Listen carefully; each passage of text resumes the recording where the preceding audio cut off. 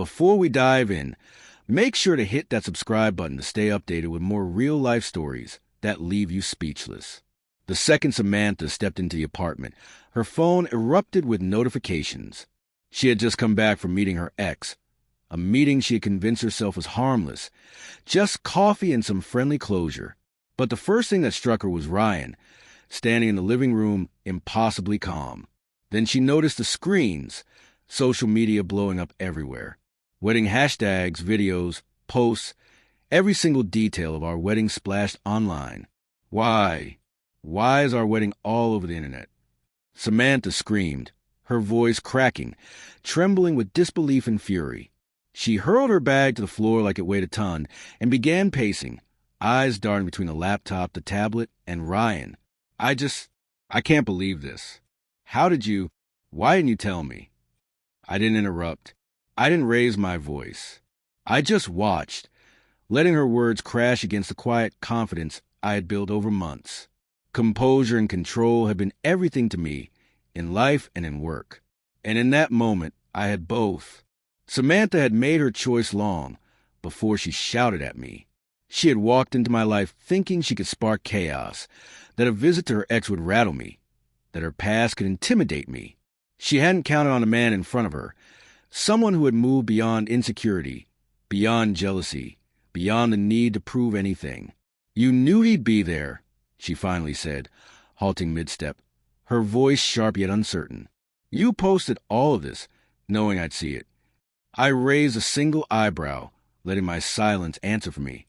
Samantha's eyes widened, searching for some reaction, fear, anger, any crack in my composure. But I didn't flinch. I didn't argue. I didn't explain. The truth was simple. I wasn't seeking revenge. I was letting her confront the results of her own choices. Her ex had ceased to matter the moment she stepped into my life. That harmless coffee meant nothing. Now, faced with the proof of her miscalculations, Samantha realized the world she thought she controlled held no power over me. The apartment was quiet except for her heavy breathing. The digital echo of our wedding glowed on every screen, a relentless reminder of her absence, her regret, her loss. Samantha's hand shook as she grabbed her phone, frantically scrolling. Every post, every comment, every shared story of our wedding was there, visible to the world, and most painfully to her. The friends, the people I mattered to, they're all seeing this, she stammered, voice rising with disbelief. You can't just... This is my life. How could you do this? My voice stayed steady, calm, and controlled. I didn't do anything, Samantha. This isn't about me. This is what happens when you're careless with someone else's trust. Her eyes narrowed. For a moment I expected her to argue, to twist reality, to try reclaiming some semblance of control. But the truth was heavier than her ego. It pressed down like every reckless choice she had ever made. The lies, the small betrayal she considered harmless, the boundaries she ignored, they were all here now. Ryan, she said quietly, almost pleading, you don't understand. I just wanted closure. I wanted to see him one last time.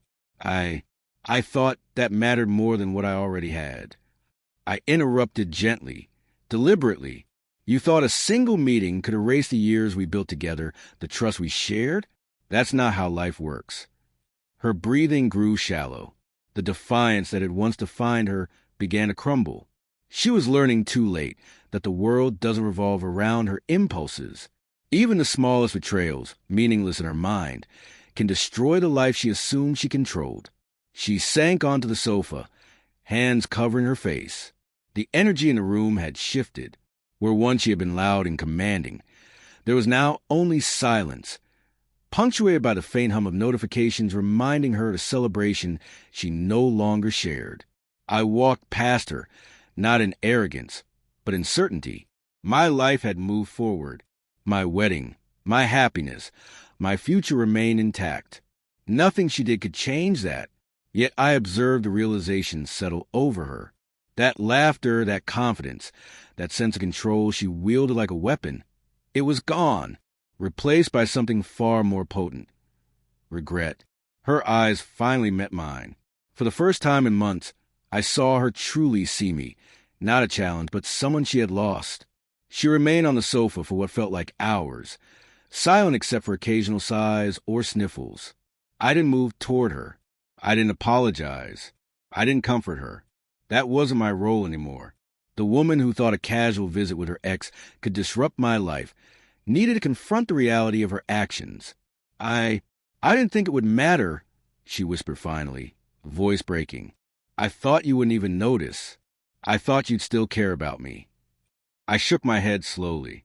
You thought wrong. I care about myself. And if that means leaving someone who can't respect what we had, then that's what I do.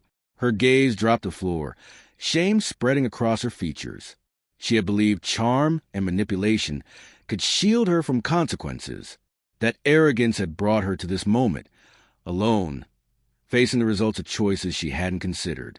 You're happy, she said almost as a question, seeking permission to believe it. I am, I replied simply, because I focus on what matters. My life, my future, my happiness, not fleeting control you try to wield.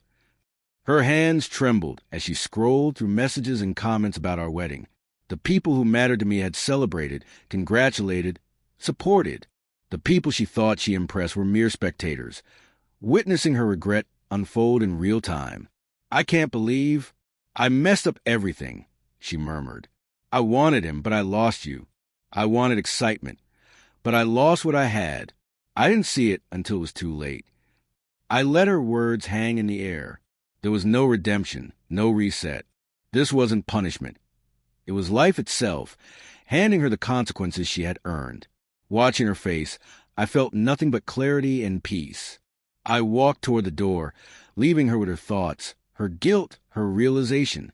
Samantha, I said once, turning back slightly, next time you think a careless choice doesn't matter, remember today. Remember what you lost because you didn't value it when you had it. She nodded silently, tears streaming down her face.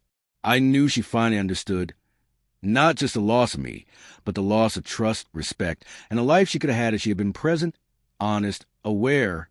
I stepped outside, leaving her in the apartment with the echo of a life she nearly destroyed herself. And in that quiet, I realized true victory wasn't in humiliating her. It was in living my life fully, without regret, without her holding any power over me.